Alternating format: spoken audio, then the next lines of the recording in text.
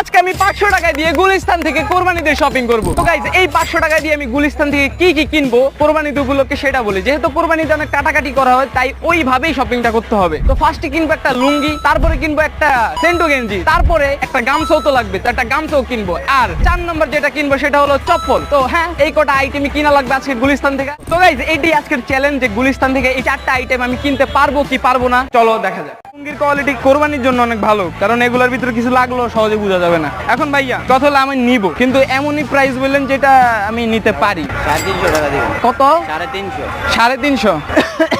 270 আমি বাড়াইছি, যতটুকু বাড়াইতে পারবো আমি ততটুকু বাড়াইছি। ছোট ভাই হিসেবে 10 টাকা দিবেন ভাই। ভাই আপনি আমার ছোট ভাই মনে করে 10 টাকা কম রাখেন। দেখেন যদি হয় ভাই তাহলে আমি কিনবো, না হলে 270 ডান ডান। গাইস আমাদের লুঙ্গি কিনা কমপ্লিট, এখন আছে আমার কাছে 230 টাকা। ভাইয়া কিনা বেচা করে ভালো লাগলো, এখন আসা যাক। তো চলো গাইস এখন গামছা কিনা যাক। ওই গামছা